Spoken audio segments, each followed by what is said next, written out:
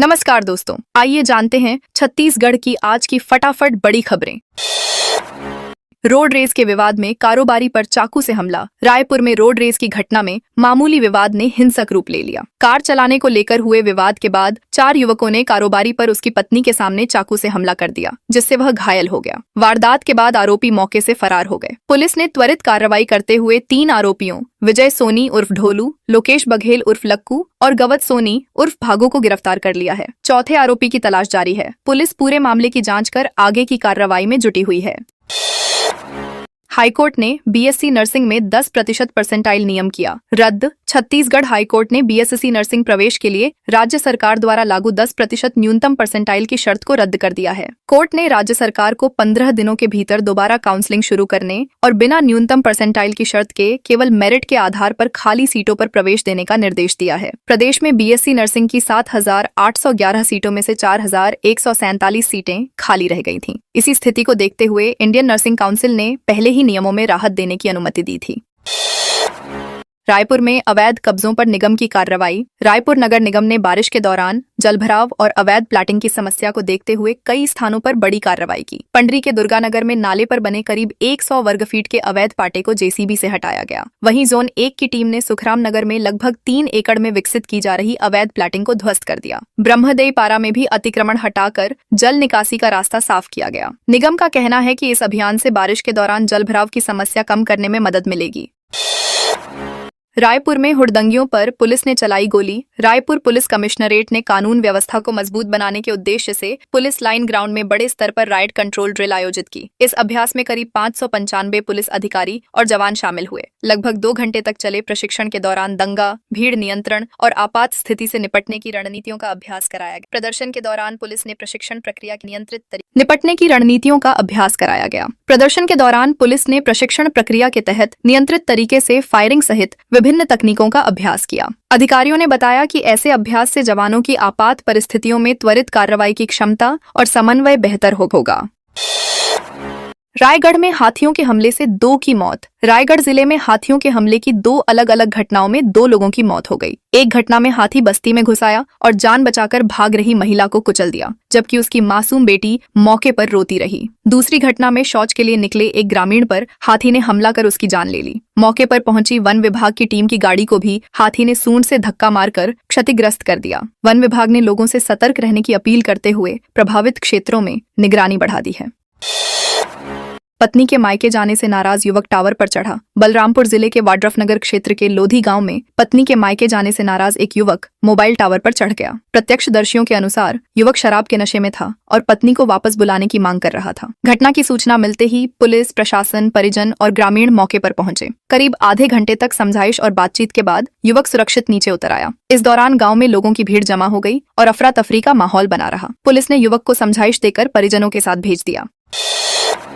Pendra bypass निर्माण की मांग पर भूख हड़ताल शुरू। पेंड्रा बाईपास निर्माण की मांग को लेकर जिला प्रेस क्लब के नेतृत्व में अनिश्चितकालीन क्रमिक भूख हड़ताल शुरू हो गई है। आंदोलनकारी 13 किलोमीटर लंबे स्वीकृत बाईपास का निर्माण जल्द शुरू करने की मांग कर रहे हैं। पहले दिन पत्रकारों के साथ नगर पालिका अध्यक्ष राकेश जालान ने भी धरने में शामिल होकर समर्थन दिया। आंदोलन के दौरान शासन तक जनभावनाएं पहुंचाने के लिए पोस्ट कार्ड अभियान भी शुरू किया गया। प्रदर्शनकारियों का कहना है कि लंबे समय से स्वीकृति मिलने के बावजूद निर्माण कार्य शुरू नहीं होने से लोगों को लगातार परेशानी उठानी पड़ रही है। बीजेपी बोली, भ्रष्टाचार के आरोपी को बचाने धरना दे रही कांग्रेस। भाजपा के प्रदेश प्रवक्ता डॉक्टर विजय शंकर मिश्रा ने कांग्रेस के कोषाध्यक्ष रामगोपाल अग्रवाल की गिरफ्तारी को लेकर कांग्रेस पर निशाना साधा है। उन्होंने कहा कि कांग्रेस भ्रष्टाचार के आरोपी को बचाने के लिए धरना और प्रदर्शन कर रही है, जबकि पुलिस पूरे मामले में उपलब्ध साक्ष्यों के आधार पर कार्रवाई कर रही है। रायपुर स्थित भाजपा प्रदेश कार्यालय में आयोजित पत्रकार वार्ता में मिश्रा ने कहा कि पूछताछ के दौरान कई महत्वपूर्ण तथ्य सामने आ सकते हैं और जांच निष्पक्ष तरीके से आगे बढ़ रही है। 47 डिसमिल जमीन के लिए बहू के सामने लहराई तलवार। सूरजपुर जिले के बांसपारा गांव में 47 डिसमिल जमीन के विवाद ने पारिवारिक रिश्तों में तनाव बढ़ा दिया। आरोप है कि चाचा ससुर तलवार लेकर खेत पहुंचे और बहू को गाली गलौज करते हुए जान से मारने की धमकी दी। महिला का कहना है कि आरोपी ने जमीन पर अपना दावा जताते हुए किसी को भी वहां आने पर गंभीर परिणाम भुगतने की चेतावनी दी। घटना का वीडियो भी सामने आया है, जिसमें आरोपी तलवार लहराते दिखाई दे रहा है। महिला की शिकायत पर पुलिस ने मामला दर्ज कर जांच शुरू कर दी है। कांकेर में 3,188 लीटर अवैध शराब नष्ट। कांकेर जिले में अवैध शराब के खिलाफ चलाए जा रहे अभियान के तहत पुलिस और आबकारी विभाग ने बड़ी कार्रवाई करते हुए 505 मामलों में जब्त 3,188.935 बल्क लीटर शराब को नष्ट कर दिया। यह कार्रवाई पुलिस अधीक्षक निखिल राखेचा के निर्देश पर अनुविभागीय अधिकारी शेर बहादुर सिंह ठाकुर की निगरानी में की गई। नष्ट की गई शराब में 1,629.805 बल्क लीटर देशी महुआ शराब और 1,559.130 बल्क लीटर अंग्रेजी शराब शामिल थी। अधिकारियों ने कहा कि जिले में अवैध शराब के कारोबार पर लगातार सख्ती जारी रहेगी और भविष्य में भी ऐसे अभियान चलाए जाएंगे। पीएम जनमन सड़क धनसी पीएचई सचिव ने की जांच। कबीरधाम जिले में प्रधानमंत्री जनमन योजना के तहत बनी खारिया से अगरी तक की सड़क धंसने के मामले में पंचायत एवं ग्रामीण विकास विभाग के सचिव भीम सिंह ने मौके पर पहुंचकर निर्माण कार्य का निरीक्षण किया। जांच में निर्माण कार्य में लापरवाही मिलने पर संबंधित ठेकेदार को ब्लैकलिस्ट करने और 2 इंजीनियरों को तत्काल प्रभाव से निलंबित करने के निर्देश दिए गए। कोर कटिंग जांच में पता चला कि 10 से 12 टन क्षमता वाली सड़क पर 60 से 70 टन तक रेत से लदे भारी वाहन चलाए गए, जिससे सड़क को गंभीर नुकसान पहुंचा।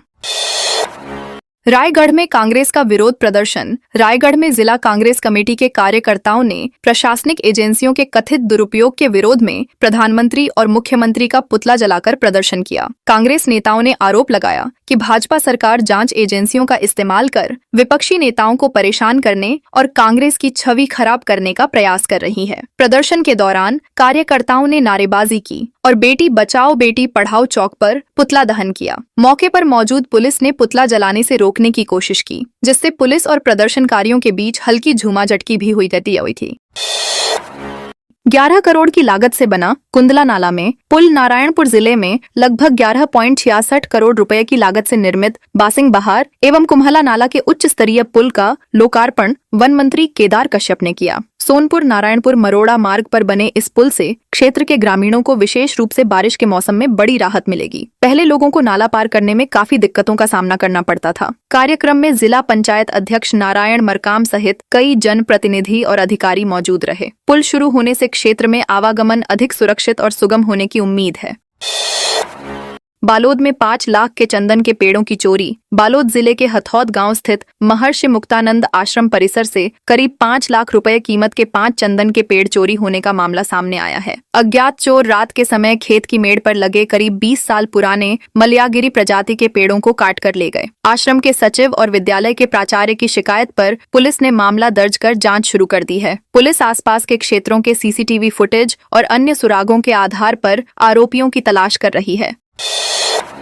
343 सरकारी कॉलेजों में नई व्यवस्था जल्द। छत्तीसगढ़ के 343 सरकारी कॉलेजों में अतिथि व्याख्याताओं के मानदेय भुगतान की व्यवस्था में बड़ा बदलाव किया जा रहा है। अब प्रति पीरियड की जगह प्रतिदिन के आधार पर भुगतान होगा। नई व्यवस्था के अनुसार एक दिन का मानदेय 2,000 रुपए और अधिकतम 50,000 रुपए प्रतिमाह निर्धारित किया जाएगा। उच्च शिक्षा विभाग ने इसके लिए तैयारी पूरी कर ली है और जल्द आदेश जारी होने की संभावना है। माना जा रहा है कि इस फैसले से पीरियड आवंटन को लेकर होने वाले विवाद खत्म होंगे और नियुक्ति प्रक्रिया भी अधिक पारदर्शी बनेगी। जवाब न देने पर एनजीटी सख्त। नेशनल ग्रीन ट्रिब्यूनल ने पर्यावरणीय नियमों की अनदेखी पर सख्त रुख अपनाते हुए रायपुर के वीर नारायण इंटरनेशनल स्टेडियम सहित जयपुर और मुंबई के 2 बड़े स्टेडियमों में खेल गतिविधियों पर रोक लगा दी है। मामला भूजल संरक्षण, शोधित जल के उपयोग और वर्षा जल संचयन जैसे पर्यावरणीय मानकों के पालन से जुड़ा है। एनजीटी ने वर्ष 2021 में इन संबंध में दिशा निर्देश जारी किए थे और बाद में अनुपालन रिपोर्ट मांगी थी। संतोषजनक जवाब नहीं मिलने पर यह कार्रवाई की गई।